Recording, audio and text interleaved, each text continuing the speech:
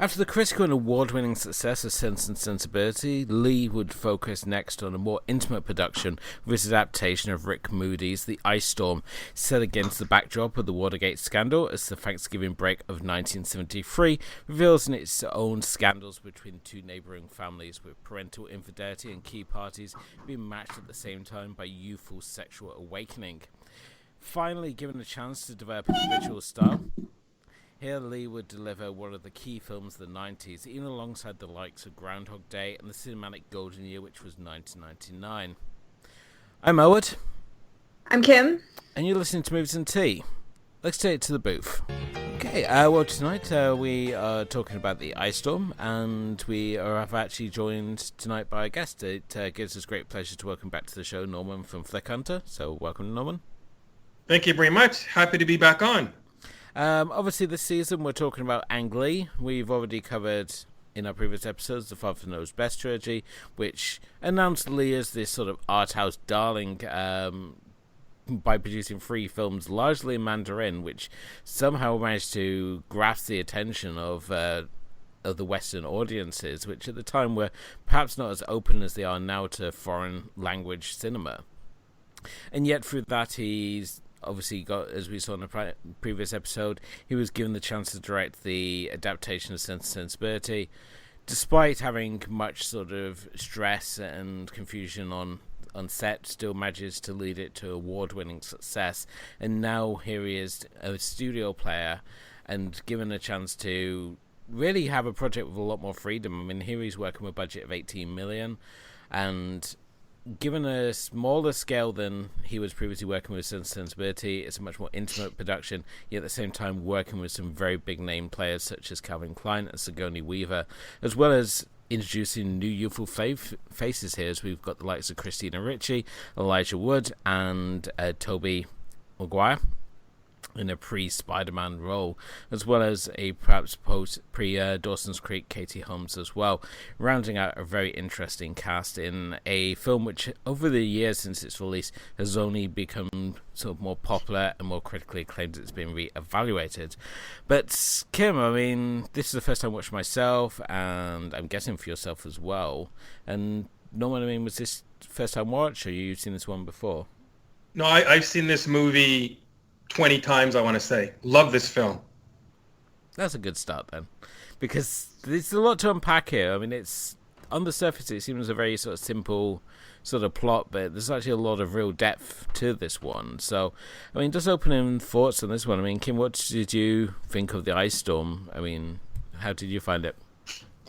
Ice Storm would be, I guess it would be, I think depth is really the best way to say, because there's so many I think it really like dials in on that whole Ang Lee thing that we've been looking at, especially in kind of like the Father Knows Best trilogy, where he has a lot more of those, you know, subtle relationships, kind of like things that are kind of like more unsaid, but you just have to kind of notice it going on, and that sort of feeling every character seems to have something going on deep down that, you know, kind of like unpacks itself during the course of the movie.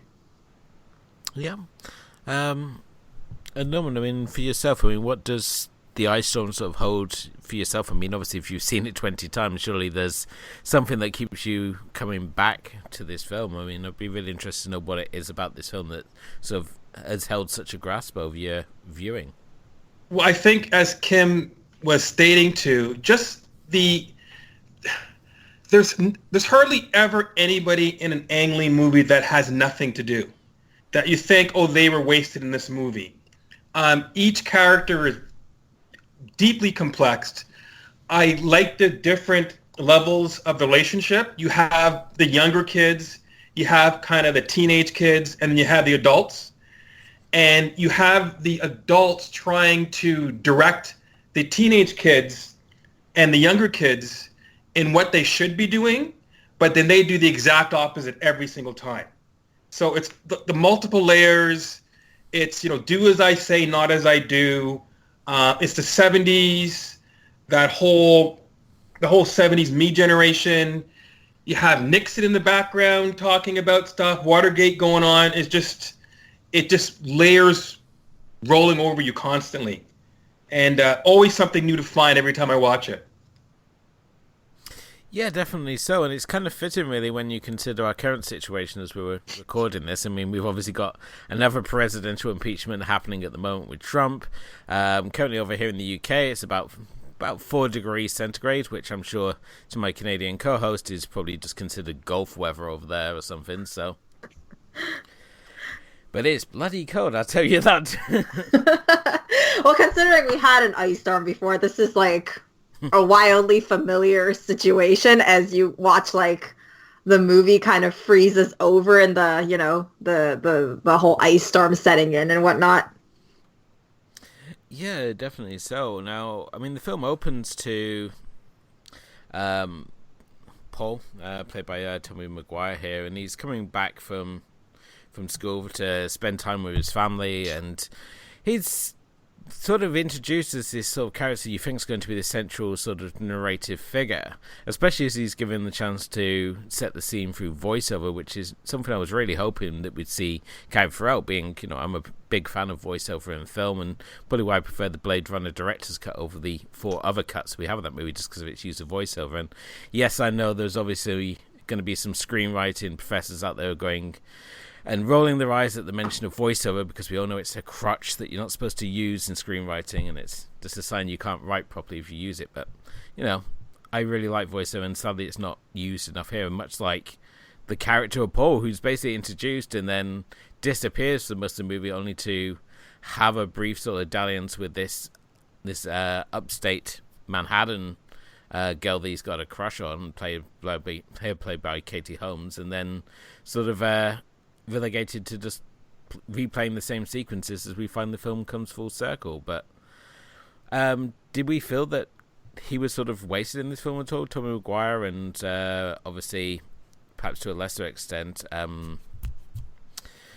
Katie Holmes? Yeah, Katie Holmes. Did we feel that such young talent was being wasted here? No, my impression of it is that that's kind of how kids in that era kind of treat Thanksgiving. They come home because Thanksgiving is like the biggest holiday in the U.S. Like, it's nothing compared. Like, we have it here in Canada, but it's a minor one here. In the States, it's a whole big deal. Everybody comes home on the Wednesday.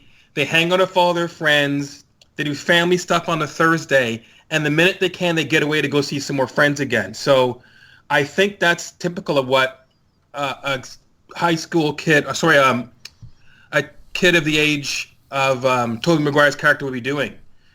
You pop in, you show your face to your folks, and you're gone. Your friends have something better to do. There's a girl you're chasing you want to go see. You have something else going on. Yeah, and you know, I also think that, you know, the Tobey Maguire character, I do think he was kind of underused, but at the same time, like, Norman makes a really good point in the fact that, you know, like, kids, I think his age was supposed to be 16, is really just, you know, he comes home and he's at probably that age where he notices those things going on with his parents, but he doesn't really, you know, want to face them too much. And, you know, there's this really nice interesting conversation that he has with his sister instead before he, like, runs off to meet his friends.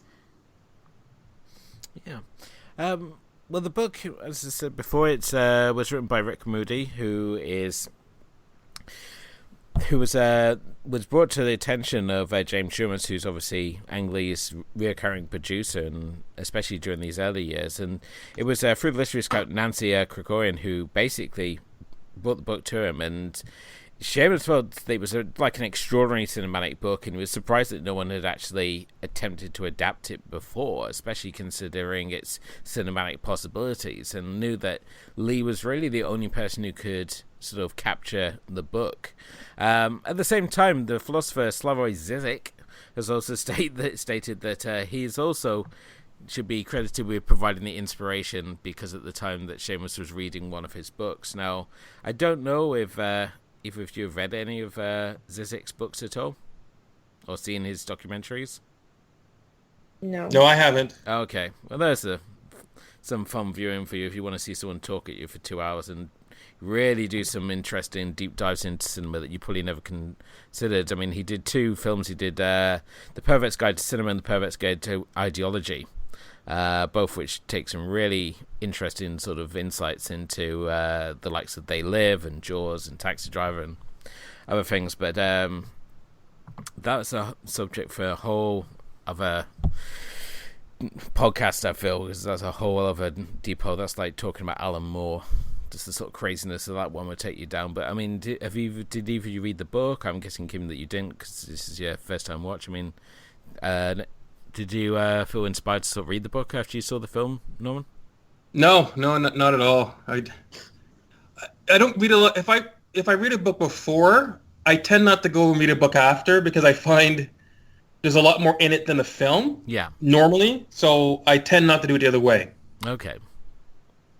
And Kim, when it comes to book to film adaptations, I mean, do you tend to read the books as well, or do you just prefer to watch one or have it in just the one sort of format?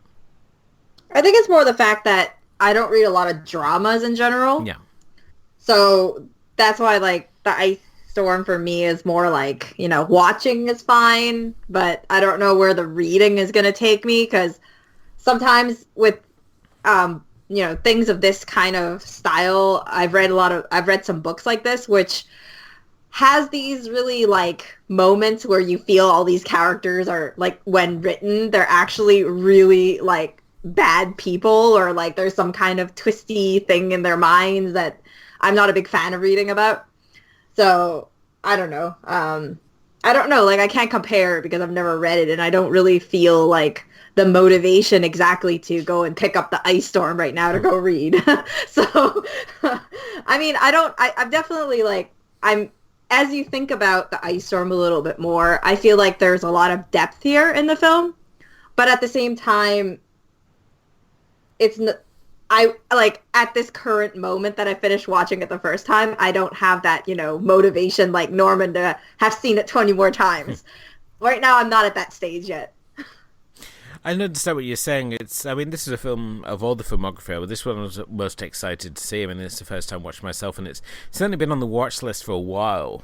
I think it was after American Beauty came out, a lot of people started comparing American Beauty to the Ice Storm and saying, you know, you really should check it out. And of course, like any good film that I'm recommended, it sat on the watch pile and I just never got around to watching it until now.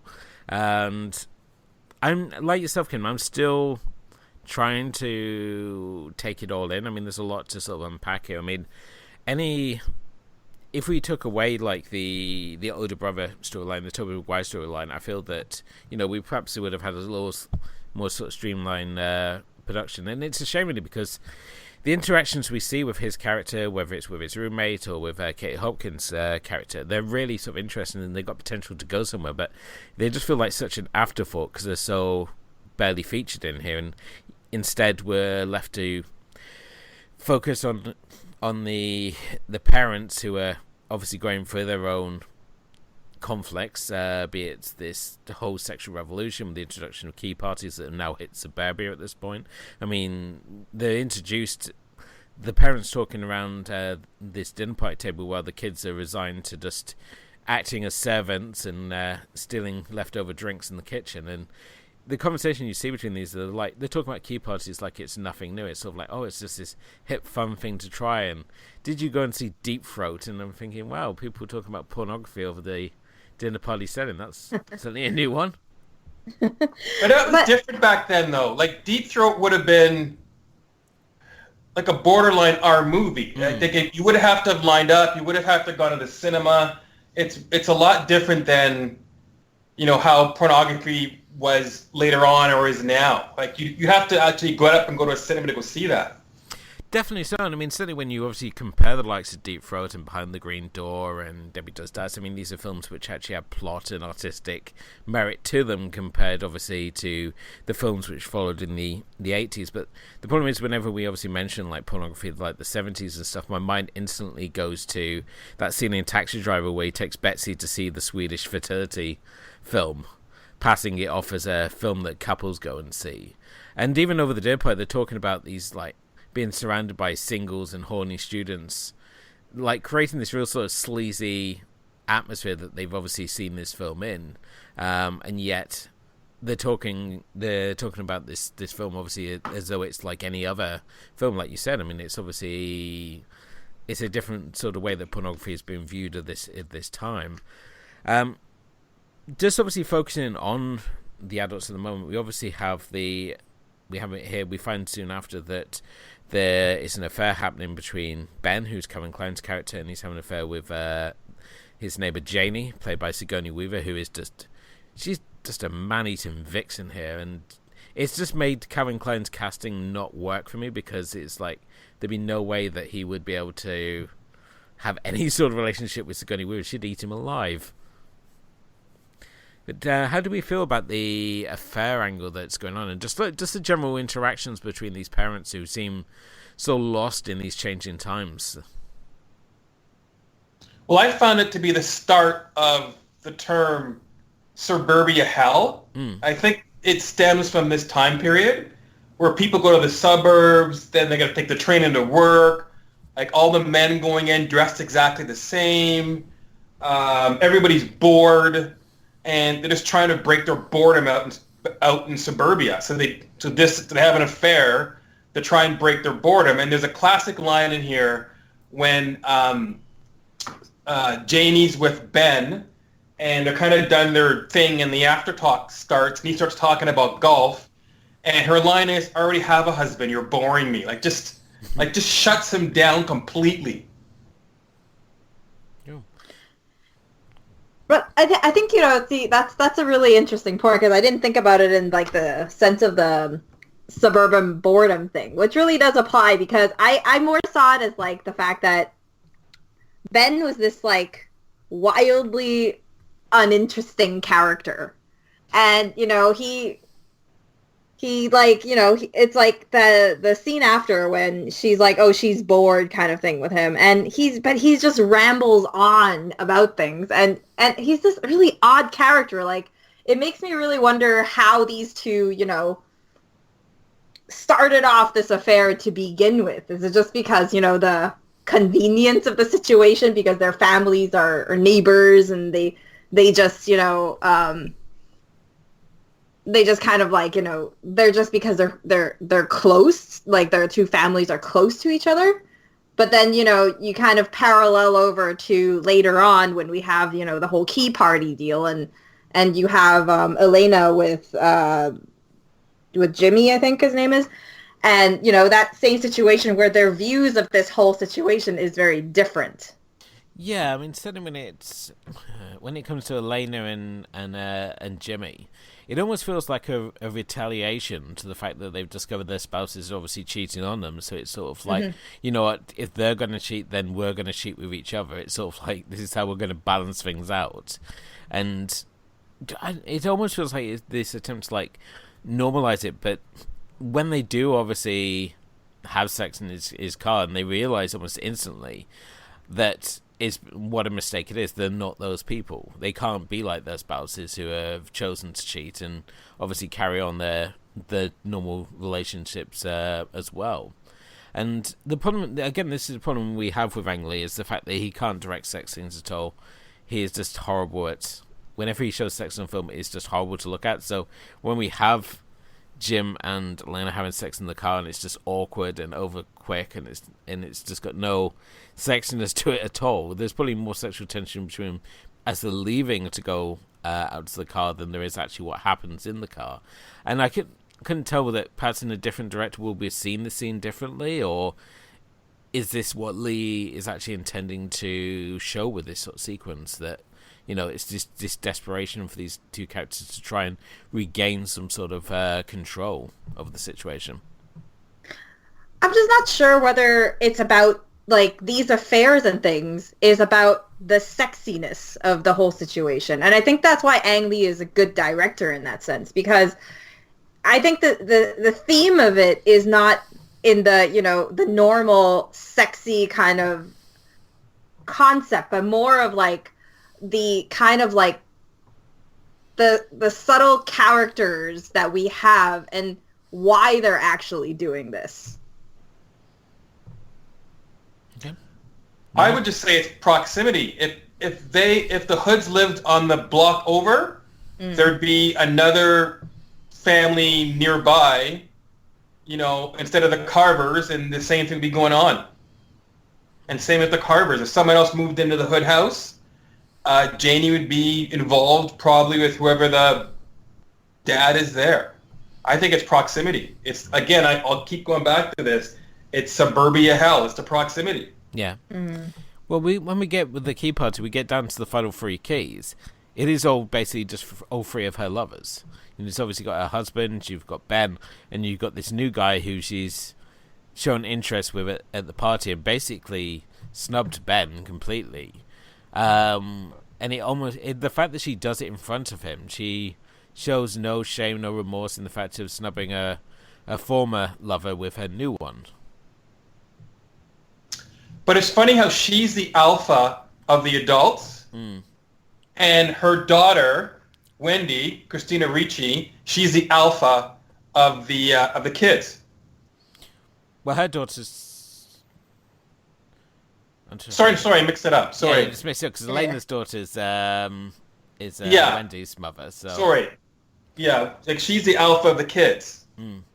But there's that scene where obviously Sigourney Weaver catches her with her son in the bathroom, playing the game of you show me yours, I show you mine, and rather than punish her, she almost like corrects her and like gives her this like advisory talk of almost as if she's like telling her not to be ashamed of like embracing your sexuality, but at the same time know how to embrace it, which I thought was very interesting. And I mean, yes, I've seen some people say that she's like trying to mold this next generation in her own image, and I never felt like that. It was just about the fact that here with Sigourney Weaver's character Janie, we've got a woman who's very in control of her sexuality. She's not ashamed of enjoying sex, especially of this era where women are supposed to not enjoy sex, they're just there to please their husbands.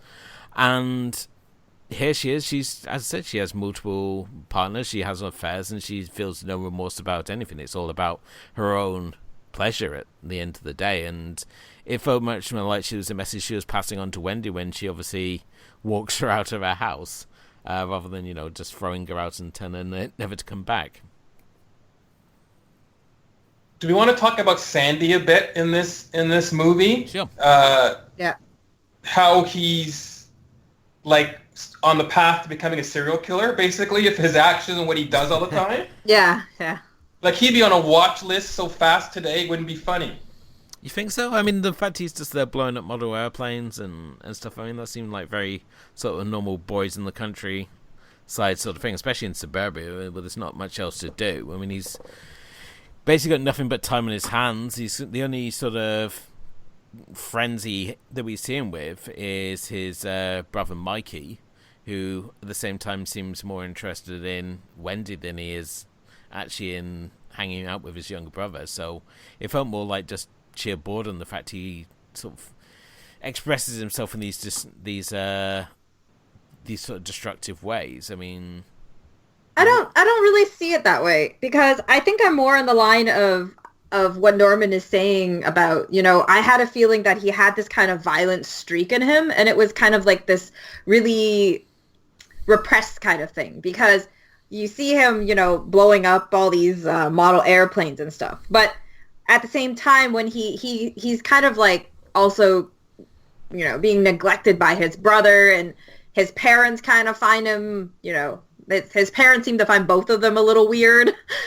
And then, and then he has this, he worships this girl, the words of, Mikey, and how Sandy sees Wendy pretty much. And then, there's a moment in the bathroom where he kind of like freaks out suddenly. And there's these like really huge changes of emotions in how he reacts to things. And, maybe his desires, or maybe his fear, or something that's going on. And, Sandy is a much more complex character than, say, Elijah Wood's, Mikey. Yeah, Mikey, I was not too sure what his deal was. I mean, why does he choose to go out in the ice storm? It made no sense why he chooses this moment to go out, and have these very sort of childish moments that seem very much the actions of someone younger than him. The way that he's sort of screwing around on the diving board and just wandering around in the storm. It made no sort of sense what he was doing out there. See, I see that he's in his own world. Like, he's kind of in his own world, pretty spacey, wanting to be one of nature, wants to investigate and, intuitive towards that type of stuff. So he wanted to go out and see what all the ice storm has what it can bring to him, like what it looks like, what's going on with nature. He's wrapped up in his own world is what I thought.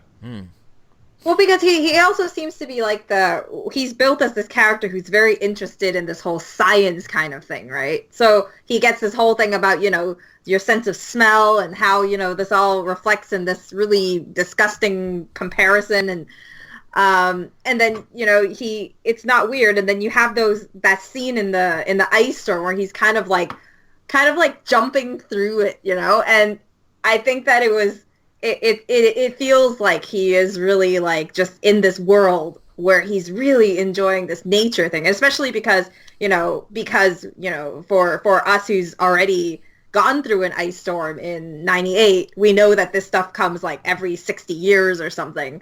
So it's kind of like this rare thing that you don't normally get to see in your life. So it's normal that if he's fascinated with science, that he's interested in going out to see this kind of deal. But at the same time, I can kind of see where his character feels like it was a bit forced that he went out in the ice storm. Yeah. And that kind of led to, that final, moment for him. It certainly is a shocking climax that it brings to the film, for sure. Oh! And and I love the fact that you say that he's got this interest in science, yet apparently hasn't figured out how electricity and metal works. So maybe he just failed at chemistry. I think he was just shocked. Like, you're shocked if you don't see where this is going, and then it's just the moment it contacts, that's it, right? Yeah. But I feel that the demise of Mikey, while it's certainly important to the film, is it's this wake-up moment that these families need. It sort of like snaps them out of their own preoccupied little worlds that they've been in for pretty much the whole film. They're also caught up in their own little arguments and personal quests for whatever it may be, whether it's sort of like fulfillment in their marriage or just general fulfillment, as certainly is the case of Calvin Klein's character, which is just still very sort of like carnal, the fact that he's just getting something he's not getting at home. And obviously with Mikey's demise, it's sort of as you would expect from the death of a child, it just snaps everyone back into reality and makes them sort of reassess where they all go. I mean, that whole sort of scene with his death scene, I did find a little, perhaps as bad as it sounds, I did find it a little too comical as he slides down the road. Yeah, I didn't like that coat they had him in. That it's a weird zip on the hood, isn't it? So the Michelin Man look he had going there, I thought that was a little much, maybe. But I mean, again, it's just when he's out in the storm. I mean, yes, it's an excuse to show some real interest in ice visuals and seeing the effect of this storm freezing everything. But it's like, what the hell are you doing out there, Mikey? Yeah, and visually the coat was, I think, just the point of having him be very visible and really have that contrast with his backdrop in those, farther shots and, making him, when it happens that he's easily seen on the road because, there's a lot more stuff going on around you. But, it is, like, there were a lot of things that didn't make sense with that scene. When he was out, like even him like jumping on the diving board, I was like, in any normal situation, I've been in an ice storm. I've even been in freezing rain, and you are not jumping on this thing. You would have slid down a million years ago. Like, it's not that easy. Yeah, that is true. There was just a little bit of ice out the other day when I was walking to work, and people were just, gingerly trying to cross at intersections and really paying attention to the ground where they're going. Like, even a tiny bit of ice out there, you're slipping and sliding a bit and losing your balance. Yeah. This is also the second time that we've been led astray by someone in a red coat. If you obviously compare it to the ending of Don't Look Now, where we obviously take him through the streets of Venice as we for Donald Pleasant's pursuit of what he assumes to be his daughter, again in the red coat, and here we follow Mikey in the red coat. So it seems that Ang Lee is also a thing for leading his audiences astray with figures in red coats. I mean, what is it? It is as audience that we're just sort of drawn to follow these like Red Riding Hood style figures as they lead us astray, and it never seems to end well for anyone. Well, I think it's a whole red thing. Like, our bows are drawn by red, right? And while you were talking, the first thing I thought about is The Matrix. Look out for the woman in the red dress, right? Exactly. Again, The Matrix. And Who Framed Roger Rabbit? Like red again. Like, it's just. And what happens when you have drawn you astray? What happens when you follow these? I mean, you follow the one in the red dress, you get an agent with a gun in your face, and you follow Jessica Rabbit, and you end up in having your days screwed up 7 ways from Sunday. So, and you're also paired with the worst sidekick of all time. Again, back to the key party. Anyone else find it weird that the preacher's at the key party? I know he's a new ager, but still. This isn't a Tarts and Vickers party, my friend. It's what are you doing here? Right? It's not like this is like some subtle thing they're hiding. It's like right from the start we have that wonderful, perfect shot of Alice and Jenny with the bowl with the car keys in. And I had to actually like screenshot that because I love that shot so much of her. And she's got this like, this suburban goddess like vibe to her. She's just like all dressed up, and she's the perfect hostess, and yet she's here with the bowl of car keys. We're going to play this like naughty game and see where it leads us astray. And look, here's the new age preacher that we met earlier. What is his stick? I mean, a couple of the guys seem to think that he's a woman. It's like, I'm so glad not got their keys. So, so glad they haven't got my keys. So, as he's leaving the party. So. I just was really confused as to why he was there. I wonder if he had. I wonder if his presence is something of a, because he's been, his main contact was with Elena through the entire movie, and even at the party, kind of like beelines to her, and after their conversation, he decides to leave. So I wonder if it's the kind of like. Just the connection that he wants to have with her, that he's there. See, I think it's kind of a non-threatening or nothing gonna happen for Elena friend that she can have. That there's no chance anything's gonna happen. Like even later on, if that awkward sexual experience. Something happened. And I think this is someone that when she's with this person, she knows that it's never going to go that way. So that's kind of why she hangs around him, and that's kind of why he's around. The fact he's just so new age, it just really sort of threw me off. He just, the whole time he's on the screen, I just got the feeling that if the church hadn't worked out for him, they'd probably be leading some hippie cult out in the desert, given half the chances. So like, he just seemed a real odd choice for the role, and I wasn't sure whether this is the way it was supposed to be written, or if it's just the way that they've cast this role that it sort of throws us off. But it just made no sense. It's like, why would you be at this sort of party? I mean, it's very clear from the start what sort of party we're having, and surely it's the sort of thing that the church would be frowning upon, not, saying, "Oh, this is fine." But yeah, I mean, Norman, is there anything else in this film that you feel that we should be paying attention to with this? Because obviously, it's hard. It's the sort of film that is a bit hard on your first sort of watch to sort of take it all in, because there is so many moving sort of parts to it. I mean, we have 3 different plot threads going on here, and each of them, while in times they do mirror each other, obviously we've got the actions of the parents being mirrored by the kids, and the fact that when Christina Ricci's doing her seduction of Paul, she's seen wearing the Nixon mask, which what did we feel the significance was with that mask? I mean, is this her attempting to sort of hide herself in any way, or is it? I don't understand the relevance of the next mask. Obviously, he's this key figure in the background, but I didn't understand why that would be the mask she chose to be shown in. I just think she's trying to hide is why she has it on. Yeah. It's an attempt to hide. Yeah. Yeah. I think so too, yeah. But yeah, no, is there anything else at all that you feel needs to be sort of paid attention to? No, I think kind of the main points have been hit. I think that Christina Ricci kind of steals the film, though. I will say, like I find that she was the best character, and every time I saw it, she came more and more to the front as the best character in the movie.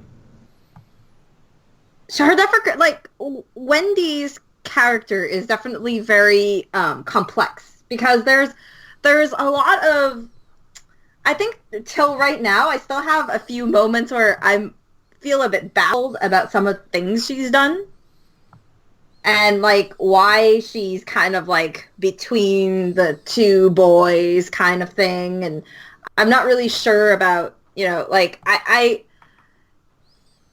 kind of, forget at a certain point of just, that she's so young, I guess. I don't know how, like she's interacting with these boys, but she feels so much older in the sense that than like, like just the things she's doing and stuff. Yeah, she's very mature for her age in this film.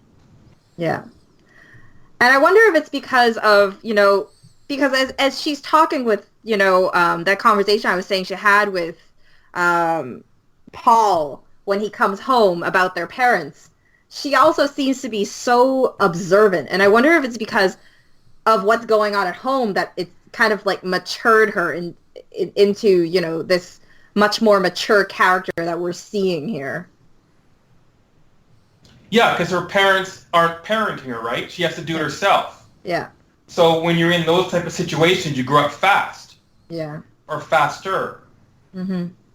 And I guess the other thing I would say is just a lot about communication in this movie, or lack thereof, mm-hmm. and on every level, like between married couples, between people having affairs, amongst the kids, just a lack of communication. And I think that comes to a head in the one scene there where Kevin Kline and Joan Allen finally get down and get to bed together, and he goes to talk, and she says, "Don't say anything, because if you do, I know you're going to ruin the whole moment." Like just communication, lack thereof. 1 minute they're finishing each other's sentences, the next minute one's telling the other not to say a word. A lot of communication or gaps in communication in this film. Yeah. Cool. I mean, anything else that you want to? Yeah, Yep. Yeah, I have. I actually want to. I think that the opening by Tobey Maguire is so brilliant, and that's one of the things of why I have this issue of, when we were talking about Tobey Maguire before, and the Paul character and how important he is in this, because he's kind of like this outside observer that just comes home and he sees the situation and kind of learns about it through his sister with his parents and stuff, about his parents. And then he has this really, fantastic little comparison to the Fantastic Four, about, just families in general. And, about the paradox that the closer you're drawn back in, the deeper into the void you go. And that pretty much outlines kind of like the flow of the movie all the way till the end. And that, final scene where, they all kind of like the family groups up together and goes to pick up Paul at the end. And I find that so much brilliance in that whole, how that whole thing is executed. So for reviewing for this film, I mean, it's obviously there's many different interesting paths you can sort of go down with this one. I mean, even if you look at Christina Ricci's career at the point this film was released, I mean, sort of back to back, she did 2 films which already would make perfect pairing with this, and that would be The Opposite Sex as well as Buffalo 66, directed by Vincent Gallo, who also leads actor. Gallo obviously being a Trump supporter, so it makes it a little more awkward to enjoy that one, but those would be sort of like the ones I would obviously first go to, along with obviously American Beauty, which I think in many ways is sort of the closest in tone to this one. I mean, again, that being released in the golden year of 1999, the greatest movie year ever, and, you know, if you don't believe me, internet, prove me wrong. So, but Kim Norman, whichever you want to go first, I mean, would you pair with this? I guess I would say Nixon maybe, because Joan Allen Nixon's in the background here, and she plays Pat Nixon in Oliver Stone's Nixon. I actually, my list had American Beauty, as you had mentioned before. Yeah. And then, which was kind of like the obvious thing. And I kind of, I haven't seen the movie yet, but my mind kind of floated off to the whole Thanksgiving dinner thing. And I thought maybe August Osage County might be a good one, but I haven't seen the movie, so you guys can prove me wrong. And on the line of Joan Allen, and in this really similar kind of communication family dilemma thing, I actually went with The Upside of Anger. Okay. Yeah. I've yet to see those films, but I certainly get those looks. It sounds interesting. I mean, Nixon's one of those biopics that sort of came out and everyone sort of forgot that it came out. Who plays actually Nixon in that one, Norman? Anthony Hopkins. Oh, yeah. Because when it comes to like the presidential biographies, the only one I remember is obviously JFK, which, you know, that wonderful 3+ hour epic from Oliver Stone, which apparently people don't like now. The cinema going public have decided to turn on it, much like Garden State, and nobody seems to want to say why. So I guess another movie I'd throw in there too is Ordinary People. Okay. The obvious one, of course, American Beauty, but I throw Ordinary People in there as well. Cool. Okay. Yeah. Well, definitely plenty to muse over. I mean, Kim, obviously, as a first-time viewer, it's at some point, can you see yourself going back to this film? If it actually goes on Netflix, maybe. Not going to make the effort to like rent it or rent anything it like again? that. No. And Norman, is there still hope for like a 20+ screening of this one in your future? Well, it's not on as much as it used to be. Like, it used to be on a lot. I'd flip it around and I'd settle in and I'd see, there's Tobey Maguire coming home on the train. I'm gonna watch this. It was on a lot for a while, so I saw it like a lot in a short period of time. Yeah. But I've not seen it on or around a lot lately. Like, it's not on Netflix anymore, and I look for it in Amazon Prime, but it's not on Amazon Prime yet. So we'll see. And it's not Disney, so I won't see it on Disney Plus, that's for sure. No, you can get it as part of the Criterion Collection, so it is available on their streaming service. If you are somewhere in the world that actually gets the Criterion channel streaming service, because here in the Britain we don't. I don't know you guys over in Canada do. Yeah, I think we do. I don't have it, but I think we do. See, looking like a better option every single day. But yeah, there's you can obviously check it out through there. I mean, I don't know what the Criterion features are like for this one, so you would obviously need to check that out yourself. I mean, but yeah, it's certainly an interesting film. Obviously in the sort of scale of where we are at the moment. I mean, where do you feel it sort of stands? I mean, is this a good example of an Ang Lee movie, or is it sort of like a lesser work for yourself, Kim? From where it stands, like up to where we are right now, yeah, or as where we are in the sort of like the filmography as it stands. I mean, obviously at the moment we've just had, you know, Father Knows Best, and we've had Sense and Sensibility, and now obviously this film. I mean, I think in terms of like depth, this one definitely has a lot of depth to it. Like, it definitely will have that kind of rewatchability to kind of see a little bit more about these characters. But I think, like, in terms of strength, I still think, like, something like Eat, Drink, Man, Woman or The Wedding Banquet still stands higher on that whole rewatchability thing, and just, you know, the whole culture clash and, you know, the family dilemma element and that sort of thing, for me at least. Yeah. Okay. And Norman, for yourself, same question. I mean, obviously, if you were just to view this in terms of its place in Ang Lee's filmography at this point in his career, obviously ignoring the films that came after, I mean, where do you sort of rank it? I mean, do you sort of rate it higher, obviously being something that you've watched so much and obviously had more time to sort of dive in and get deeper into? Yeah, I rate it. I have it. It's my second favorite Ang Lee movie of all time. So it's I really have rated highly. Okay. So it's right I'm curious. What's your first one? Yeah. What's your favorite Ang Lee movie? Life of Pi. Oh, really? The one that I snuck in. Maybe we should get you back for Life of Pi. That's amazing how that movie is. Yeah. It's such a small set that has so much going on. It's just amazing. Fantastic. For myself, it ain't no Wedding Banquet. I'm not watching this film 4 times in one weekend like I did with that movie. Oh, beautiful.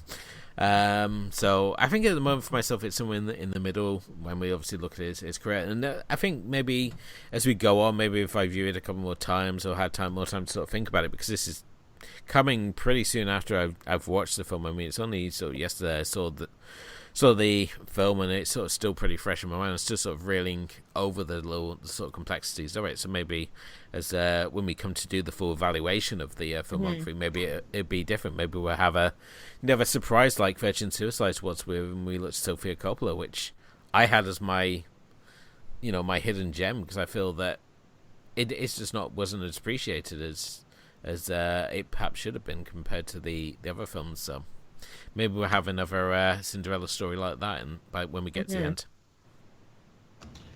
So just one question, going back to the Ang Lee can't do a sex scene comment. Is this up to now, or are you talking about his whole catalog of films? Oh, it's his whole catalog of films. So I'd say that when you compare it to his sex scenes in films, it never seems like anyone's having particular fun. And even when you have like supposed romantic encounters, like when we look at Brokeback Mountain, it's like that doesn't look like it's a fun time. And perhaps I don't know, maybe I've just been like corrupted in how I view the world by like too many Greg Araki movies, and perhaps wish he'd done Brokeback Mountain instead, which again I'm sure would have been a very, very different movie.